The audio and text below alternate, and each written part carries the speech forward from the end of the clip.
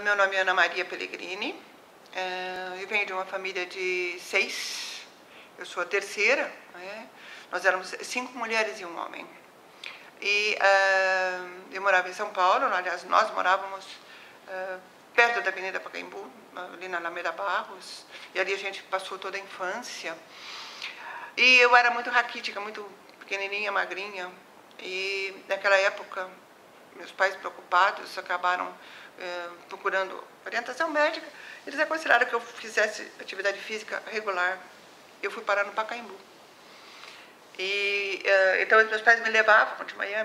Meu pai trabalhava ele tinha uma loja de automóveis em São Paulo. Ele tinha certa flexibilidade de pegar o carro, de me levar e trazer, depois de fazer a parte do serviço dele. E então eu passei no Pacaembu, era um centro de educação física da Secretaria de Esportes do Estado de São Paulo, que funcionava no DEF, como funciona até hoje. Só que naquela época, os centros desportivos de São Paulo eram vinculados ao DEF. E o do Pacaembu também era. Então eu aprendi, ele tinha um centro que atendia as crianças, tinha um horário, né? Era segunda, quarta e sexta, acho que das 8 ao meio-dia, e eu passava lá esse período. Aprendi a nadar numa piscina de 50 metros, que é a piscina do Pacaembu tem 50 metros. Naquela ocasião, uma das professoras foi fazer um curso de GRD. A GRD não existia no Brasil. Então, eu tive a possibilidade, a oportunidade de aprender GRD, que é aquela ginástica com arcos, bolas, uma ginástica também chamada ginástica feminina moderna. E com aquele grupo, eu fiz a minha primeira apresentação de ginástica no Ibirapuera. Eu era garota ainda, devia ter acho que 9, 10 anos. Isso, minhas irmãs, 2 irmãs mais velhas, jogavam já voleibol. Elas já estavam já no ginásio e tinham sido levadas para o clube universitário, que era um clube formado pelo pessoal da educação física e que treinava em quadras públicas. E tinha um grupo que era o chamado clube universitário. Mas minhas irmãs eram mais velhas do que eu. Aí eu fui parar no time infantil, o primeiro campeonato infantil de voleibol, eu participei. E coisa mais, quer dizer, o mais difícil para mim era conseguir fazer a bola passar a rede. Eu era pequenininha, né? Não tinha 10 anos, e a quadra de voleibol era a mesma que tem hoje. Então era um desafio muito grande. Mas, passado 1, 2, 3 anos, eu continuei praticando voleibol. E dali para frente, eu fui sendo campeã paulista por várias equipes. Eu fiquei um tempo no Palmeiras, joguei basquete e vôlei no Palmeiras, e depois eu fui para o Pinheiros. Mas quando eu fui para o Pinheiros, foi quando eu já tinha entrado na escola de educação física. Então, aí já tem uma outra fase, né? No sentido de que já era um voleibol competitivo, de alto nível, era o melhor que a gente tinha naquela ocasião. Mas um pouco antes de eu já estar assim no Pinheiros e jogando voleibol, não é profissional, mas que seria hoje o voleibol, era o melhor que se tinha naquela época. Na verdade, porque eu era da Escola de Educação Física da USP, eu entrei, quando eu fiz, na verdade, normal, fiquei professor de Educação Física.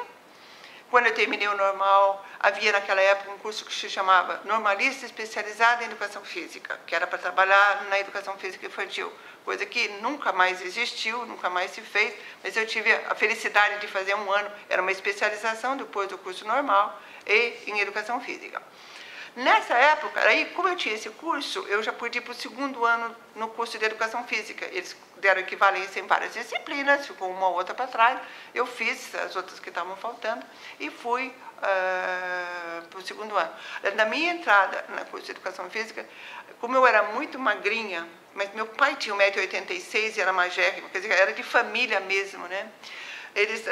Os médicos que me examinaram na Escola de Educação Física disseram que eu não poderia fazer porque eu estava fora do mínimo que eu deveria ter na relação peso e altura. E mandaram fazer exame, fui fazer uma série de exames lá, e aí o meu pai foi lá e conheci o médico que era diretor da faculdade e falou assim: não, mas a minha filha precisa fazer, é o sonho dela, ela não faz outra coisa na vida. Aí eu acabei entrando no curso, mas eu já tinha feito de normalista, porque normalista era, digamos assim, menos ativo. Eu não tinha tanta demanda de atividade física, era um curso realmente de formar um professor. Aí eu fiz 2 anos, nesses 2 anos teve o Mundial Universitário no Brasil, a Universiade, em Porto Alegre. Eu passei 1 ano treinando, além dos estudos, treinando na seleção brasileira universitária. Aí eu participei do Mundial em Porto Alegre, a gente foi campeão mundial. Então foi a minha primeira grande medalha. E não sei se você, acho que você não lembra, em Porto Alegre teve um fato muito interessante, teve um cubano que desapareceu na rua em Porto Alegre e ficou no Brasil. Não sei se você lembra, naquela época foi assim, um negócio meio assim. É lógico que Cuba estava naquela fase muito negativa para eles, e aquilo estava acontecendo, já não era a primeira vez, todo pan-americano acontecia isso, aconteceu depois, porque eles não tinham liberdade de ir e vir, certo? Então, e as condições de vida lá em Cuba eram bem difíceis. Então, eu estava na rua com ele, na Rua da Praia, em Porto Alegre, não sei se você conhece o centro de Porto Alegre, quando, no meio das confusões, eu estava no meio, mas eu não estava muito sabendo da coisa. Até que uma hora conseguiram fazer com que ele desaparecesse do grupo de cubanos. E foi para o jornal. Então, foi uma outra passagem. Não é para o evento em si, mas o fato de você sentir na pele como é que o pessoal luta por buscar realmente melhores condições de vida, chega a fazer o que de certa forma a gente apoiou ele a fazer isso. Né? Então, isso foi na Olimpíada, na Universidade, né? E aí daí para frente eu continuei jogando voleibol muito tempo no Pinheiros, e por ali eu fiquei acho que 5 ou 6 anos campeã paulista, brasileira, e levava a sério o voleibol. Bom, nessas alturas dos acontecimentos, eu terminei o curso de Educação Física. Aí eu fiz o curso técnico de voleibol 1 ano, e passado 1 ano, o professor Moacir Dayuto, que ele era o catedrático naquela época, de voleibol e de basquete, e ele me convidou para assumir ele passou a assumir também voleibol como professor na faculdade, e era a escola de educação física, era do ensino superior, como aqui era naquela época, que nós tínhamos vários institutos isolados de ensino superior, fora a USP. Mas a USP ainda não tinha. Mas levou, acho que 6 ou 8, não lembro quantos anos, para a Escola de Educação Física ser incorporada na USP. Aí, nessas alturas, eu já era professora da Escola de Educação Física da USP. Eu tinha sido primeiro convidada para ser uma professora colaboradora na disciplina de voleibol. Aí eu substituí a professora, que naquela ocasião, não me lembro se ela já tinha se aposentado ou não, eu passei a ficar no lugar dela e eu assumi a disciplina. E quando eu assumi a disciplina, eu dizia assim, como eu posso dar aula num curso superior se eu não tenho nenhum outro curso que não seja o próprio curso que eu fiz, que não era lá aquelas grandes coisas do ponto de vista de formação. Eu tinha referências das minhas 2 irmãs mais velhas, uma formada física na USP, a outra era economista formada pela FEA. Eu dizia assim, vocês estudaram tudo isso, como é que eu vou dar aula no ensino superior? Então, isso ficou uma coisa. Então, o que eu fiz? A única coisa que eu posso fazer, eu vou fazer pedagogia. Porque eu era professora, além do que a educação física não deixava de ser uma disciplina curricular. Ela não existia como hoje ela existe no mundo social que a gente tem. O professor de educação física atuando em clubes, academias e tanta coisa. Mas naquela época, não. O professor de educação física era um professor de escola. Então, eu falei, vou fazer pedagogia. Havia naquela época, como vocês quiserem, havia vaga sobrando na pedagogia. Como a gente já era formada, nós fizemos uma prova de seleção e fomos, não precisamos fazer vestibular de novo. Já havia uma outra professora comigo. Então, aí eu fiz pedagogia à noite. Ainda roubava um tempo com voleibol, era meio complicado, mas porque ainda eu continuei nessa época ainda jogando voleibol. Bom, quando eu terminei o curso, passou acho que 1 ou 2 anos, eu continuei na USP como professora, lógico, aí aqueles catedráticos se aposentaram e realmente a gente passou a ser contratado, já assumindo de fato a posição. Agora eu estava mais tranquila, porque afinal eu tinha pedagogia, que me dava alguma, digamos assim, uma posição diferenciada da formação dos professores de educação física. Eu tinha alguma coisa a mais que eu poderia trazer no curso. E naquela época, por incrível que pareça, aí eu fui convidada a participar pela Secretaria de Educação da elaboração dos guias curriculares, que foi quando o ensino nosso no Brasil passou das 4 séries do primeiro grau, naquele caso era o primário, o ginásio, para o ensino de primeiro grau com 8. Quando passou para 8, não havia uma estrutura curricular que desse conta dos 8 anos. Aí eles convidaram o professor Luiz Alberto Lorenzetto, que foi professor nosso aqui durante muito tempo, ele era um ano depois de mim, em termos de formação, e uma outra professora, que era da USP, que ela trabalhava com ginástica. Para nós três, nós trabalhamos na elaboração dos guias curriculares de educação física. Foi um trabalho muito bom, muito interessante. A gente descobriu digamos assim, uma estrutura no sentido de como é que o indivíduo desenvolvia primeiro ele mesmo, ele com o ambiente, ele com os outros. Então, a gente tinha de uma estrutura na forma como o movimento se desenvolvia. Primeiro eu tinha que aprender a me movimentar. Aí eu tinha que me movimentar no espaço.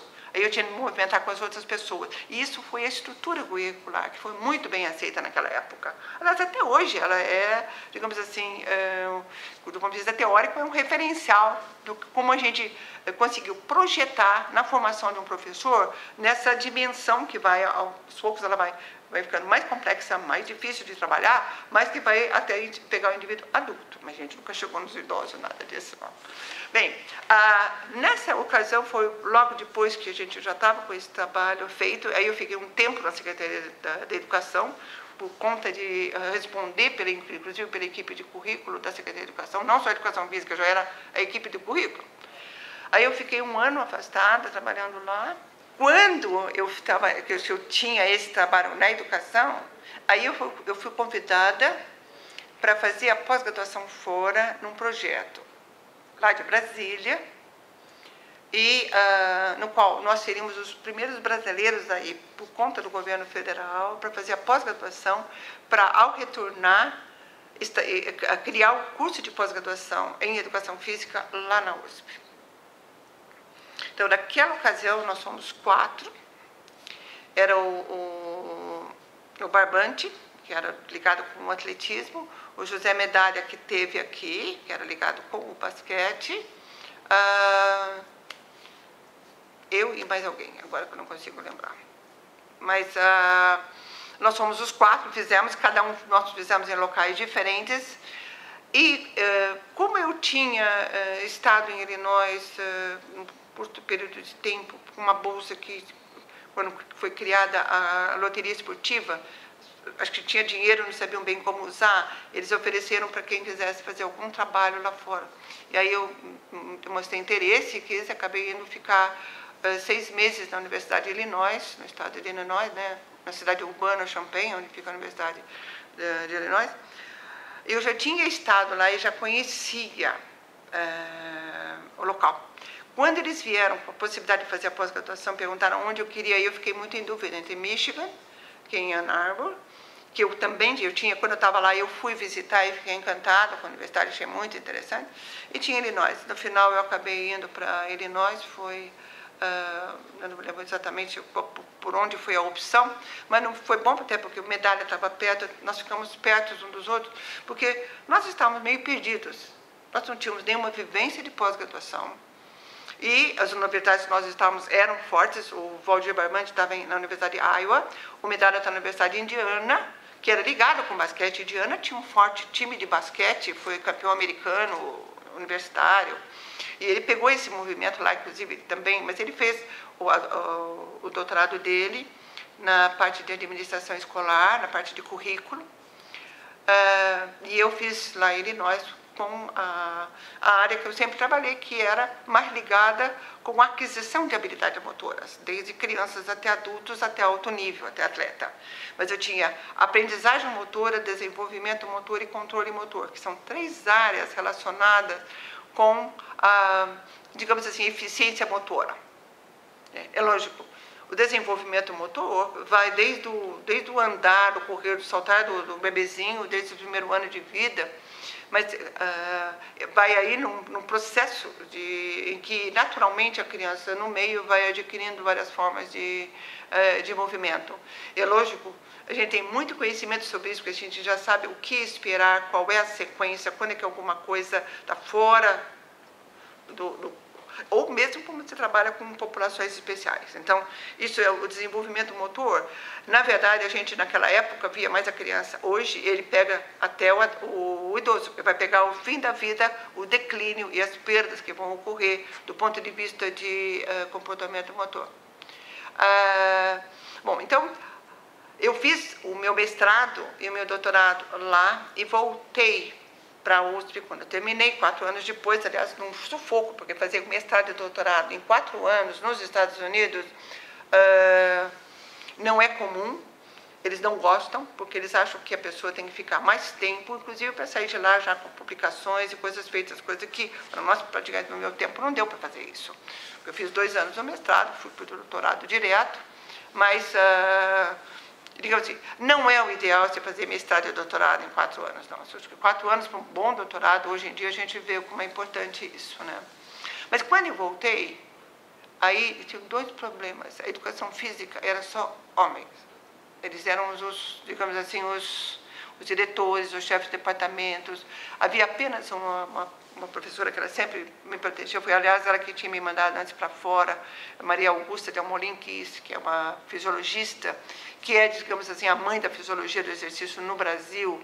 E realmente foi, que estudou e trouxe gente, fez muita coisa nessa área, mesmo lá em São Paulo, e junto com o INCOR, ela tinha relação. Mas, tirando ela, quem eram? Eram o professor Dailton, que tinha sido jogador de basquete, o professor Luiz era jogador de, não era atleta, atletismo, hoje o professor Jamil, que era de handebol. Esses eram, digamos assim, entre parênteses, donos da escola. E porque o pessoal que era de matérias teóricas, eles eram médicos, eles não sabiam nada de educação física. Então, tinha biometria, cinesiologia, todas essas disciplinas estavam na mão de médicos que eles entendiam, digamos, a parte médica, podiam ser excelentes naquela formação deles, mas eles não tinham nenhuma preocupação, nenhuma visão como educação física. Então, o ambiente, para quem chegava, eu cheguei nos Estados Unidos com um doutorado, primeiro era mulher, então já era não era bem recebida, vamos colocar assim. E o outro lado é que realmente a gente era uma luta para conseguir espaço e recursos. E chegou ao cúmulo, infelizmente tem que deixar registrado isso, de que foi aberto, como eu falei a respeito da loteria, abriram inscrições, abriram a possibilidade de você pedir recursos na área da atividade física. E, inclusive, pediram para nós, que tínhamos ido para fora, para a gente mandei, pedi auxílio, foi aprovado. Aí, quando foi aprovado, eles começaram a me mandar o dinheiro do projeto que tinha sido aprovado. O diretor da escola foi a Brasília dizer que eles nunca poderiam mandar para mim sem passar pela diretoria. O dinheiro tinha que ser mandado a ele. Você tem uma ideia de como era o ambiente em que a gente vivia naquela época. E, na verdade, nós chegamos assim, os 4 que tinham ido para fora eram professores de educação física. Nós voltamos com doutorado na área. Todos os que estavam aqui não eram da educação física e tinham, se é que tinham doutorado, eram doutorado na fisiologia, mas eles não tinham nada a ver com a educação física. Aí começou o quê?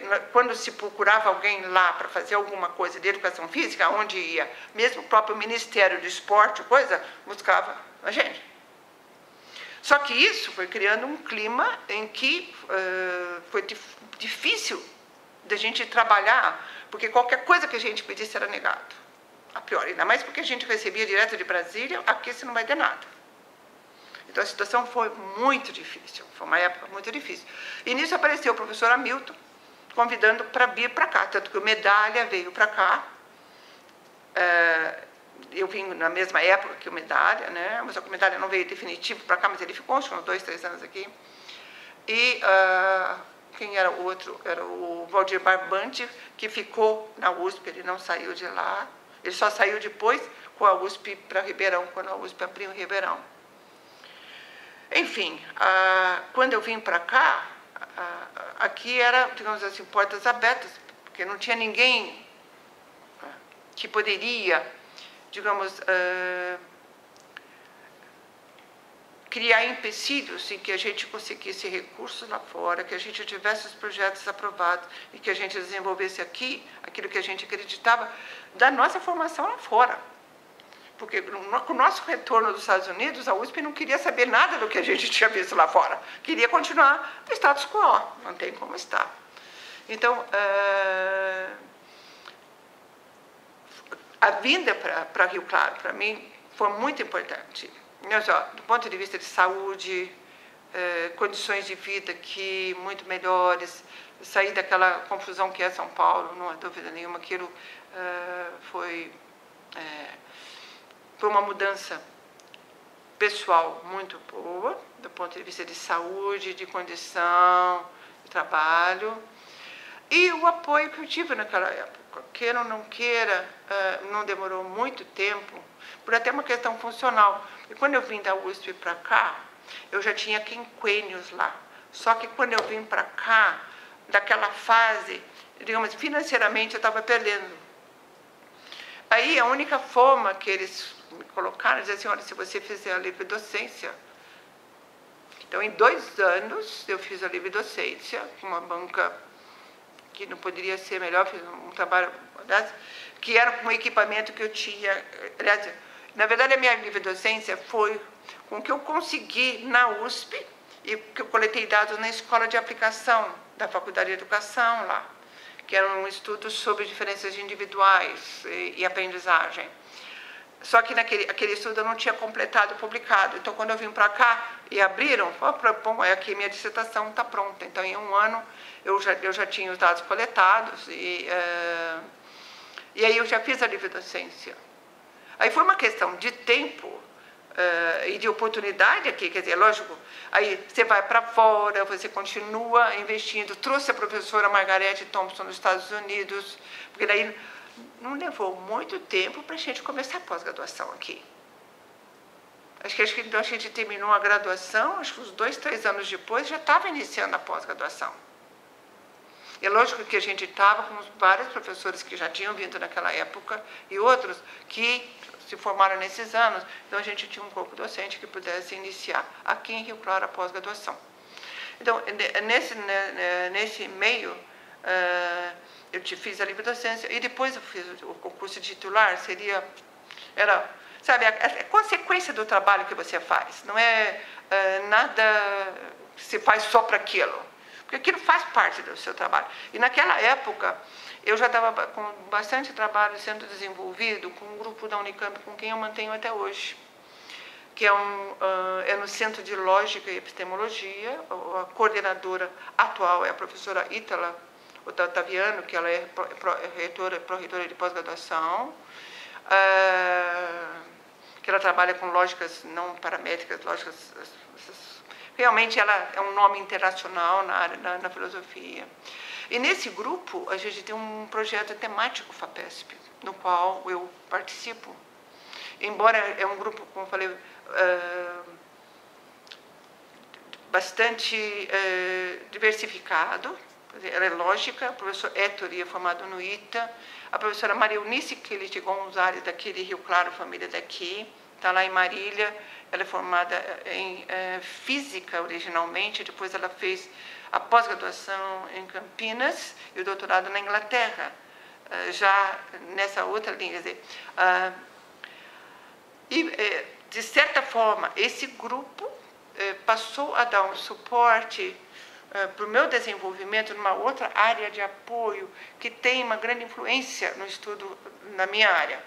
Tanto que pessoas da minha área eu trouxe dos Estados Unidos, a gente trouxe para as reuniões de Campinas, nos eventos nossos. Então, digamos assim que eu não me sinto lá isolada, formada em educação física, lá no meio da filosofia, eu estou brincando. Mas, na verdade, a gente trabalha com o conceito de auto-organização, chamada teoria da auto-organização. E a auto-organização, ela é a teoria dos sistemas vivos.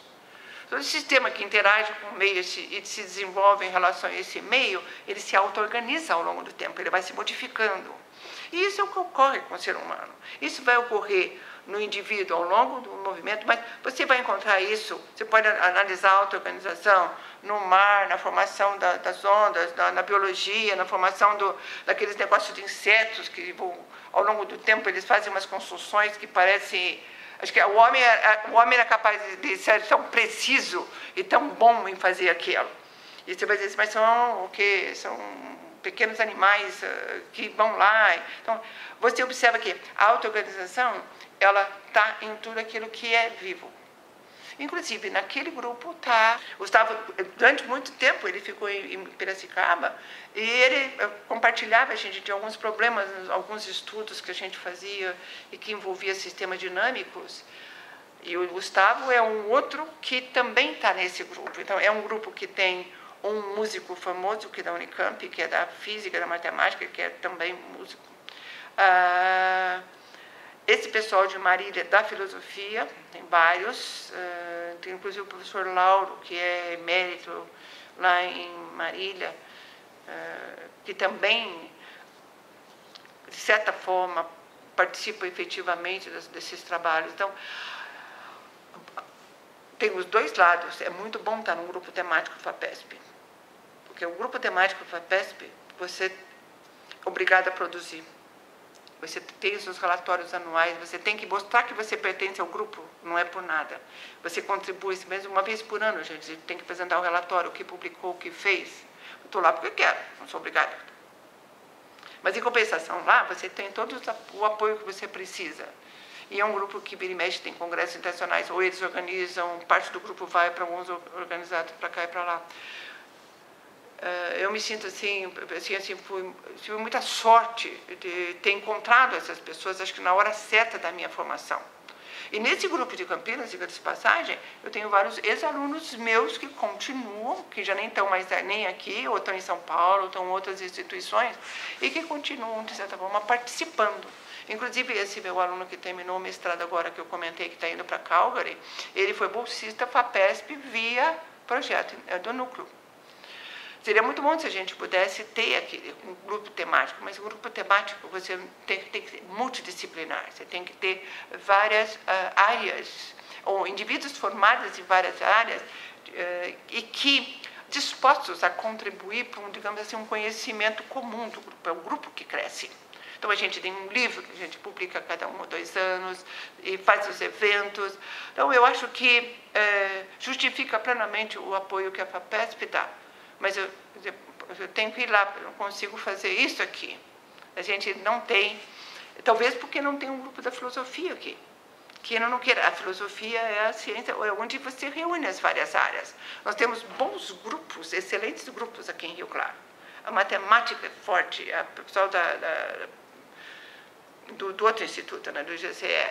Mas se você pegar a bioquímica daqui, a biologia daqui, a botânica, a educação física é conhecido no estado de São Paulo e é conhecido no Brasil. Então, a gente tem grupos excelentes, mas, na verdade, a gente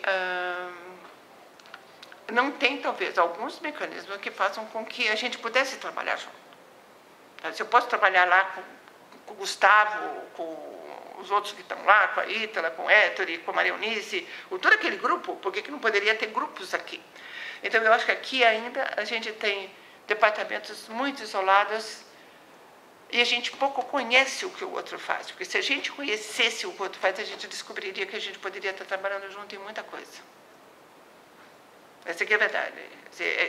Essa é a minha verdade hoje. Hoje eu não entendo ciência feita por grupos isolados. Eu entendo ciência feita por multidisciplinaridade, por grupos que envolvendo, de vez em que cada um, você aprende a trocar com indivíduos de diferentes áreas. E você passa não só a vender o seu peixe melhor, no sentido de você vai trabalhar para que o seu trabalho seja reconhecido lá fora, como você também vai descobrir que você tem gente lá fora que pode contribuir para o seu trabalho, você vai aprender com os outros.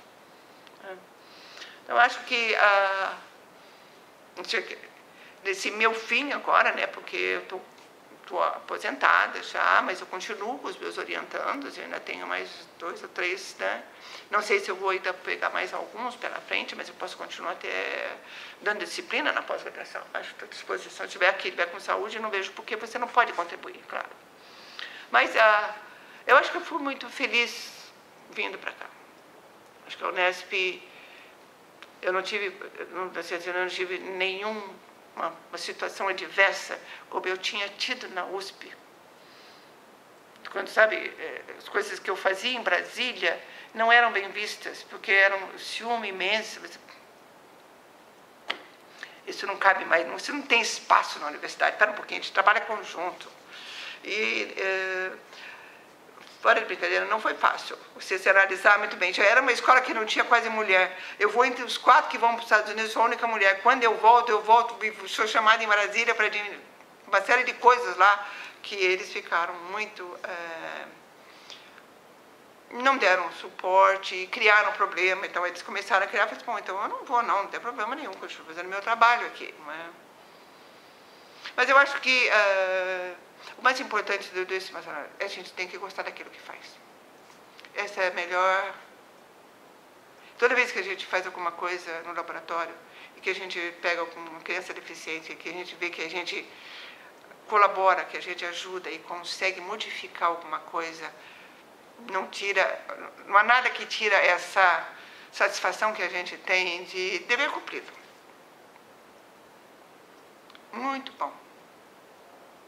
Mas você também tem sua história, provavelmente você pode dizer, pô, não é bem igual, não, mas o fim, o fim é mais ou menos assim. Então, acho que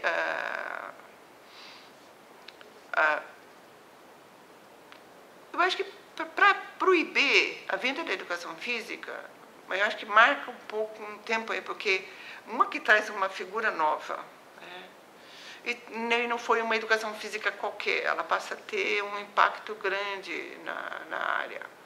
E, por incrível que pareça, ela permitiu muitas relações com vários outros, eu não mas